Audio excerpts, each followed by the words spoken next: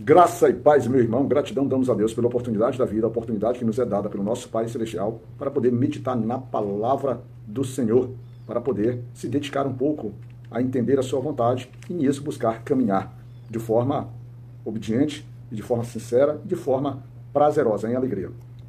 Hoje, dia 19 de dezembro de 2024, daremos continuidade à nossa meditação no livro de 1 Reis, hoje capítulo 20, versículo 43. E neste versículo nós encontramos o seguinte registro: E foi-se o rei de Israel para sua casa, desgostoso e indignado, e veio a Samaria. Quando a gente vai mergulhar aqui neste devocional, ou mergulhar no texto bíblico que envolve esse devocional, que tem inclusive 43 versículos, e nós pegamos o último versículo para ser o nosso mote de referência, nós vemos que há uma situação entre dois reis que se enfrentam num campo de batalha. Existe aqui o rei de Israel, que é o rei Acabe, e existe o rei Ben-Hadad, que é o rei da Síria. E nós temos uma peleja. E o interessante é que no meio dessa peleja, nós temos o nosso Deus no meio e, inacreditavelmente, ou pelo menos de uma forma surpreendente para nós, o nosso Deus, ele se posiciona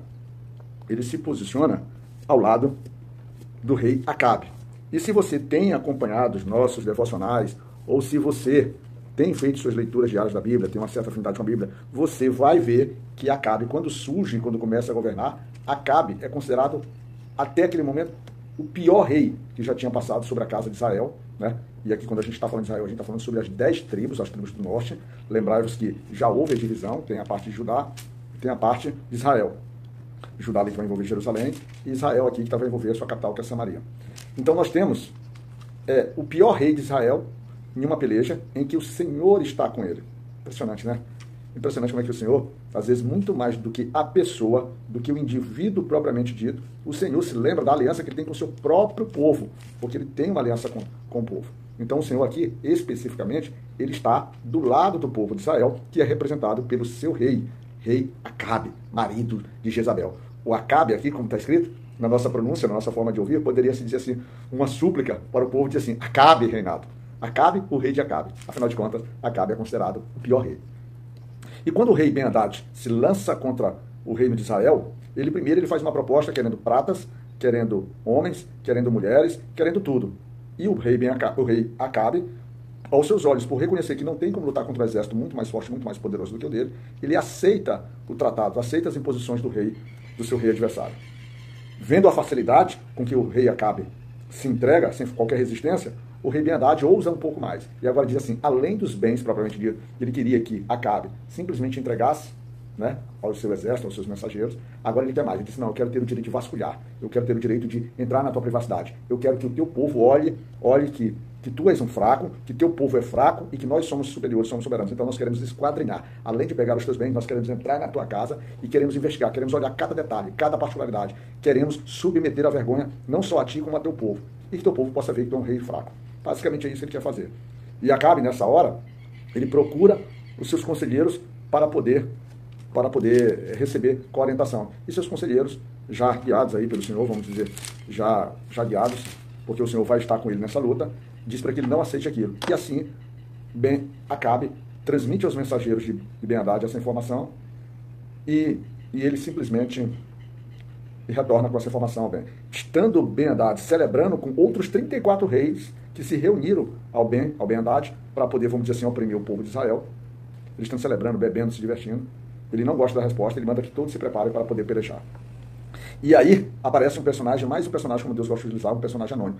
Aparece um profeta que vai anunciar que aquela batalha seria vencida por Ben-Acabe, e vai anunciar que pede para que ele se levante, ele represente a luta, ele se movimente no exército, ele pegue os reis, os moços da província lá, que são poucos, e se une o povo e vai para a batalha. E assim se faz.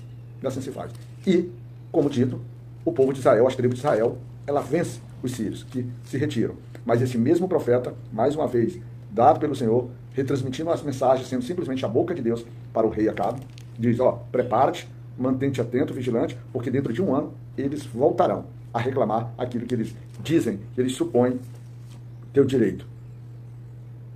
Eles vão fazer isso, né? E então, esse profeta deixa essa. E o povo sírio, ao avaliar as suas derrotas, é dito ao rei Ben-Hadad que muito provavelmente o povo da tribo de Israel só venceu porque eles lutavam no terreno que era dos montes. E os deuses, ou o Deus de Israel, era um Deus que habitava nos montes. Então eles preferem agora trazer a batalha para um campo de batalha, que são os vales, seria no campo.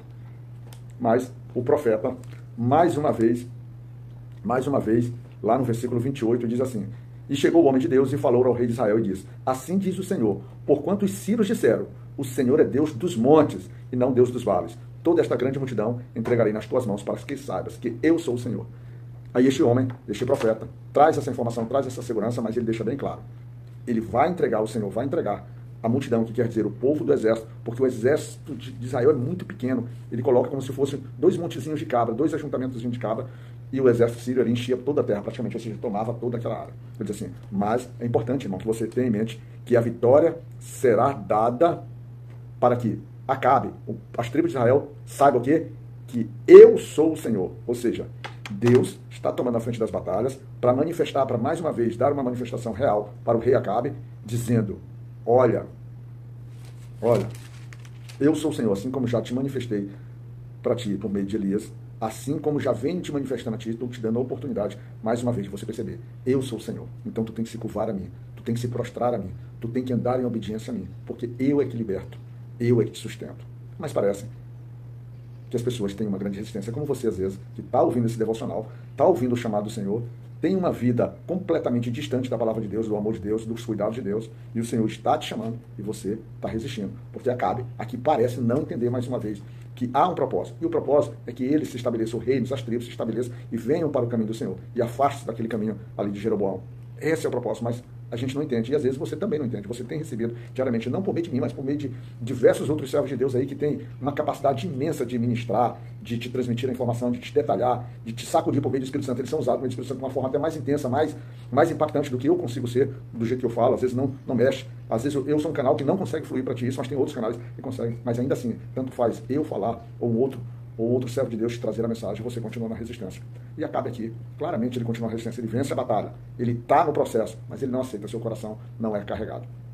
E aí, eles vão para essas batalhas, e mais uma vez, o povo de Israel, ele vence. O povo de Israel, que tinha praticamente 270 moços, príncipes moços ali, e um exército de praticamente 7.000 homens, vence. E o interessante é que tudo isso, quando você vai no versículo 29, ele diz assim, e 7 dias estiveram estes acampados defronte dos outros, ou seja, um exército defronte do outro. E sucedeu ao 7º dia que a peleja começou. E os filhos de Israel feriram dos sírios 100.000 homens de pé num dia. Olha a diferença dos exércitos. 100.000 homens de pé em um único dia. Feriu porque o Senhor estava com eles. E mais uma vez, as tribos de Israel fazem isso. E ao vencer, e o exército sírio fugir, mas chega um certo momento que o exército sírio, por reconhecer agora que as tribos de Israel estarão, vamos dizer assim, se sobreporão sobre ela, elas buscam a clemência, buscam a piedade. E aos mensageiros, ao chegar a Acabe, ele tem como resposta que Ben-Hadad era irmão.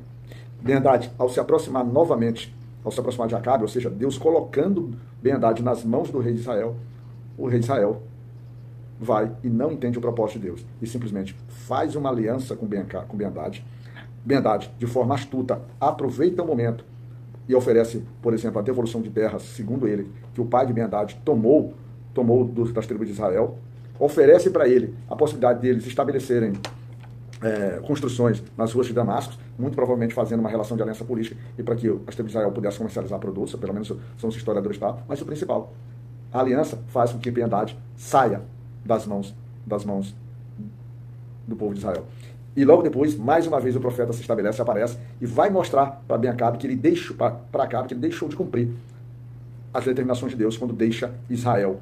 O profeta se coloca no caminho, vamos dizer assim, coloca a suíça dos olhos para não ser conhecido, propõe uma situação e Acabe diz assim que a sentença lhe seria dada, ou seja, ele próprio lhe colocou a morte. E aí, o profeta tira as cinzas dos olhos e diz exatamente isso, ou seja, tu colocaste a tua vida nas mãos do Senhor, no sentido de tu pagarás com a tua vida aquilo que a própria vida de Ben-Hadad deveria ter sido pago, e não você ter se lançado com ele, porque não era a vontade do Senhor. E aí, irmão, a gente volta lá para o início desse nosso devocional, que eu vou reler, para que você entenda. E foi-se o rei de Israel para a sua casa, desgostoso e indignado, e veio a Samaria. Sabe por que ele foi assim? Porque ele não aceitou a sentença dada por Deus para ele, por meio do profeta. Ele fez errado, ele não cumpriu a vontade do Senhor, ele decidiu por si próprio, ele aliançou-se a um povo que deveria ser destruído, sem consultar o Senhor, sem consultar o profeta, já que ele estava numa batalha, sendo conduzido por Deus, ele toma a frente, ele toma as decisões em relação ao reino, sem consultar o Senhor, e não reconhece que está errado. Ele sai com o coração pesaroso. Isso é às vezes exatamente assim que você e eu, nas nossas vidas, quando erramos, e quando nos apresentamos diante de Deus, ou quando Deus se manifesta para a gente e diz assim, meu filho, tu tem errado, meu filho, acontecerá isso e isso contigo. A gente não aceita. A gente não aceita porque a gente só quer ser amado, a gente só quer ser cuidado. A gente entende que a justiça de Deus, às vezes, passa por um ato de penitência, de dor. A gente não entende que esse ato que Deus age sobre a gente é um ato de correção, também de amor, de disciplina. Ben-Hadad sai vivo. E Acabe, rei de Israel, o homem que está sendo gerido naquele momento uma batalha pelo Senhor, sai como derrotado, porque agora ele tem a certeza que a sua vida será dada no lugar da vida de Ben-Hadad, porque ele ousou desobedecer aquilo que o nosso pai já tinha estabelecido. Não fica na graça de Deus. Pai, meu irmão, medita sobre isso, sobre as decisões que você toma na vida, principalmente sobre decisões que você toma sem levar à presença de Deus, sem submeter a entender qual a real vontade de Deus nisso tudo. E que você não fale, que nem Acabe fez aqui nesse momento, que no campo de batalha, que vencendo a batalha, sai nesse momento como um derrotado. Tá certo? Fica na graça de Deus, que Deus possa te abençoar, cuidar a ti e a tua família.